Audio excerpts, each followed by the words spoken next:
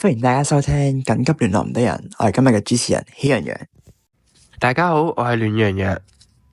今日帶大家嚟到克羅地亞嘅 Museum of Broken Relationship 失戀博物館。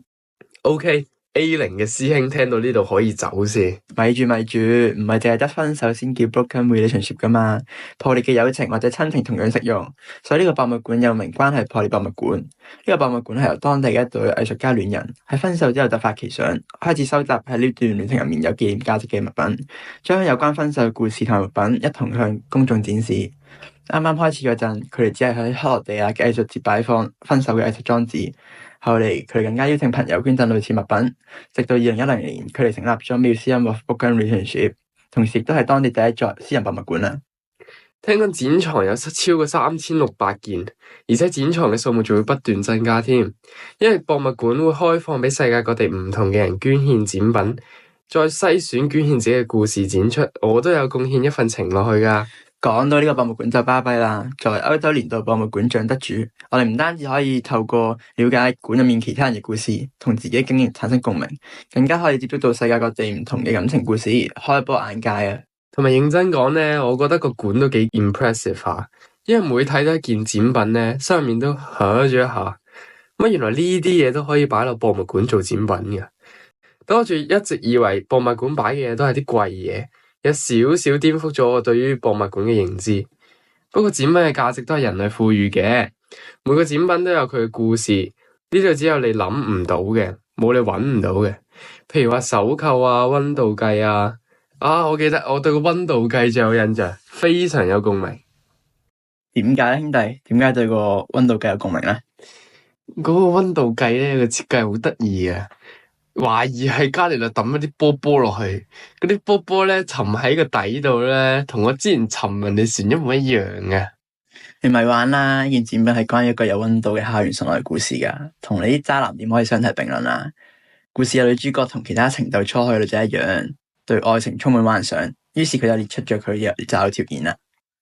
擇偶條件唔係要求男朋友有3個18係嘛？我個前曖昧對象就係因為咁先拒絕我表白嘅咋。咩係3個18啊？咁你都唔知？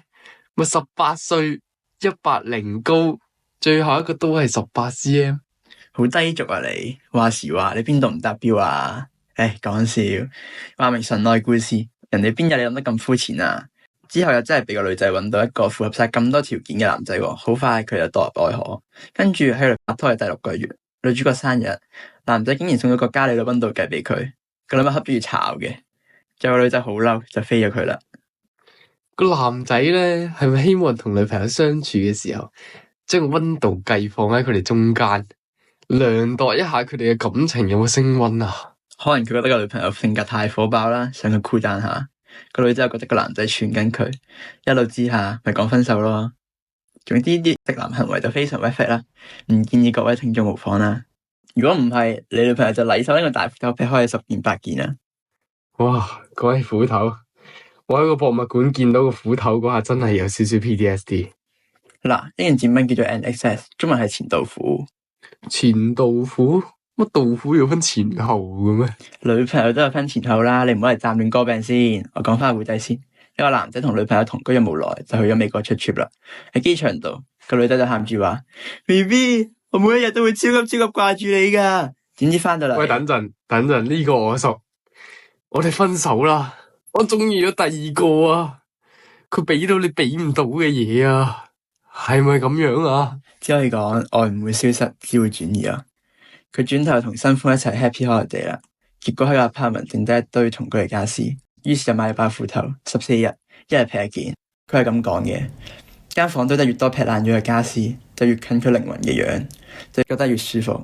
而呢把斧頭亦都晉升為一把療愈工具。有時候用最原始嘅方式將無形嘅痛表達出嚟，其實都係一件好事嚟嘅。唉，唔怕話你知啦。上次分手嘅時候我話灑脫，話冇事，但未翻到屋企咧，睇翻個相簿已經眼濕濕，匿喺個被竇喺嗰度喊咗成晚啊！呢個時候不如學下斧頭咁樣啦，及時抽身，停止等待，做翻個情感斷捨離，揾翻屬於自己嘅療愈工具，好好咁發洩一下。good 噶，呢個人其實勁勇咯，夠膽承認自己好嬲好 hurt，要發泄，呢一種誠實其實先係真成熟咯。香港呢個社會成日話要理性，但係由細到大都冇學過點樣處理情緒嘅，好似個個都覺得發泄係一種小學雞嘅行為。但係有陣時我真係好想拿起個斧頭對住阿 Simon 一嘢劈落去。其實真係唔使扮灑脫咯，好似心飛又唔係真係冇事，轉頭又偷偷地喊，有翻個情緒出口，俾自己合理範圍內崩潰一下都係可以嘅。嗱，買翻個斧頭俾你做紀念品啦，下次唔使偷偷喺屋企喊啦。多謝你喎。但係個館唔係淨係得愛情噶嘛？點解我哋講嚟講去都係啲情情愛愛嘅展品嘅？做咩咁急啫？趕住投胎啊？見唔得個 bra 啊？唉，一個黑色，一個白色，又有 lace 花紋，仲要透埋光。而家諗翻，有少少想同佢左手發生超友誼嘅關係啊！兄弟啊，光天化日之下，唔好 FF 咁多啦。你不如睇一次人哋嘅介紹先啦。見展品背後故事好正面噶。呢兩個 bra 係一位女性喺接受完乳房切除手術之後捐俾博物館嘅。佢希望同自己嘅乳房 say bye bye，重新建立同自己身體嘅關係，告別過去，擁抱將來咁咯。雖然冇咗個乳房係會幾令人沮喪嘅，但唔緊要咯，之後可以隆翻對胸噶嘛。其實咁樣仲可以客製化咯，想幾大就有幾大。又真係俾你講中喎，佢之後又真係諗住去整個隆胸手術。但係翻去正題先啦，呢件展品其實好勵志噶，每個人都有唔美好嘅過去啦。換作係你都唔會想同人哋分享啦。呢位女士願意公開自己嘅傷疤，相信都係想通過自己自身經歷去鼓勵一啲正遭遇不幸嘅人。呢份勇氣好值得我哋尊重噶。啱嘅，我都同意透過自身不幸嘅經歷去激勵其他人，真係唔係好容易。如果換作係我冇咗我嘅小兄弟，我都唔會夠膽公開同人哋分享啊。所以呢度放嘅唔單止係兩件 bra， 仲係一個人重新開始嘅勇氣啊！講咗咁耐，我想分享下自己嘅故事添。你當初係點樣分享啲故事俾佢哋噶？